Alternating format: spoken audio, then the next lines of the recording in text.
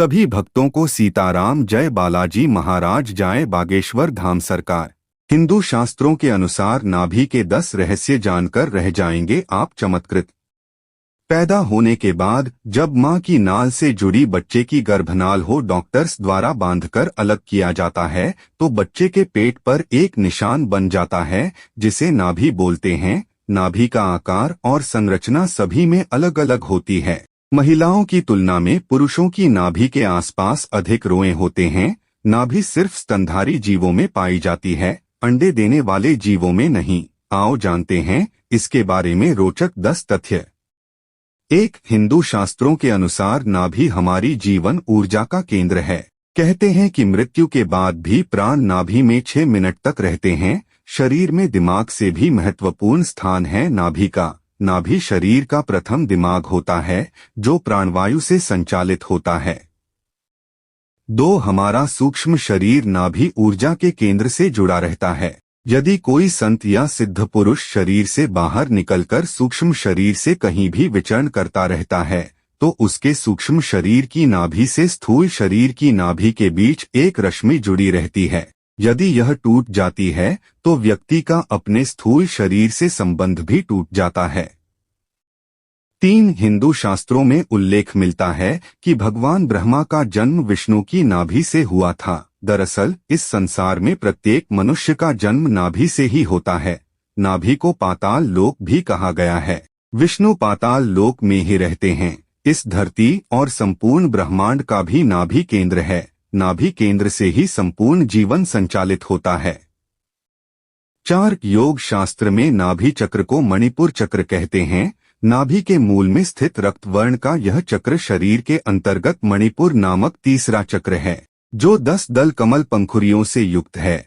जिस व्यक्ति की चेतना या ऊर्जा यहाँ एकत्रित है उसे काम करने की धुन सी रहती है। ऐसे लोगों को कर्मयोगी कहते हैं। ये लोग दुनिया का हर कार्य करने के लिए तैयार रहते हैं। इसके सक्रिय होने से तृष्णा, ईर्ष्या, चुगली, लज्जा, भय, घृणा, मोह आदि कषाय कल्मश दूर हो जाते हैं। यह चक्र मूल रूप से आत्मशक्ति प्रदान करता है। 5. आयुर्वेद चिकित्सा पद्धति में रोग पहचानने के कई तरीके हैं। उनमें से एक है नाभि स्पंदन से रोग की पहचान। नाभि स्पंदन से यह पता लगाया जा सकता है कि शरीर का कौन सा अंग खराब हो रहा है या रोगग्रस्त है। नाभि के संचालन और इसकी चिकित्सा के माध्यम से सभी प्रकार के रोग ठीक किए जा सकते हैं। 6. नाभि स्पंदन पद्धति के अनुसार यदि नाभि ठीक मध्यमा स्तर के बीच में चलती है तब महिलाएं गर्भधारण योग्य होती हैं। लेकिन यदि यही मध्यमा स्तर से खिसककर नीचे रीढ़ की तरफ चली जाए तो ऐसी महिलाएं गर्भधारण नहीं कर सकती हैं। ऐसा भी कहा जाता है कि जिन महिलाओं की नाभि एकदम बीचों बीच में होती है वो बिल्कुल स्वस्थ बच्चे को जन्म देती हैं। 7. नाभि के खिसकने से मानसिक एवं आध्यात्मिक क्षमताएं कम हो जाती हैं। यदि गलत जगह पर खिसक जाए व स्थायी हो जाए तो परिणाम अत्यधिक खराब हो सकते हैं। नाभि को यथास्थान लाना एक कठिन कार्य है।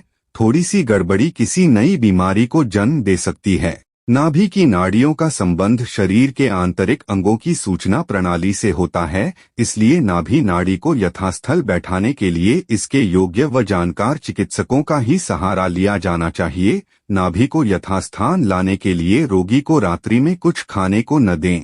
सुबह खाली पेट उपचार के लिए जाना चाहिए क्योंकि खाली पेट ही नाभि नाड़ी की स्थिति का पता लग सकता है। 8. नाभि में 1458 प्रकार के बैक्टीरिया पाए जाते हैं जो बाहरी बैक्टीरिया से हमारे शरीर की रक्षा करते हैं। नाभि में कई बार फंगल इन्फेक्शन हो जाता है। ऐसे में नाभि को साफ सुथरा रखना बहुत जरूरी है, लेकिन इसकी इतनी भी सफाई नहीं करना चाहिए कि इसके बैक्टीरिया ही मर जाएं। 9. नाभि पर सरसों का तेल लगाने से होंठ मुलायम होते हैं। नाभि पर घी लगाने से पेट की अग्नि शांत होती है और कई प्रकार के रोगों में यह लाभदायक होता है। इससे आंखों और बालों को लाभ मिलता है। शरीर में कंपन, घुटने और जोड़ों के दर्द में भी इससे लाभ मिलता है।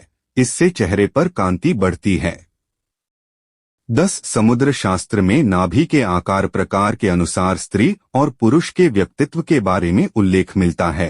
जिन महिलाओं की नाभि समतल होती है उन्हें जल्द गुस्सा आता है, लेकिन पुरुष की नाभि समतल है तो वह बुद्धिमान और स्पष्टवादी होगा। जिनकी नाभि गहरी होती है वे सौंदर्य प्रेमी, रोमांटिक और मिलनसार होते हैं।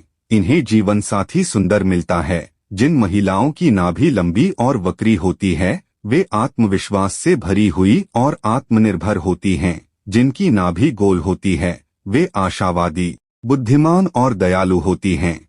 ऐसी महिलाओं का वैवाहिक जीवन सुखमय गुजरता है। उथली नाभि वाले लोग कमजोर और नकारात्मक होते हैं। ऐसे लोग अक्सर काम को अधूरा छोड़ देते हैं और वे स्वभाव से चिड़चिड़े भी होते हैं।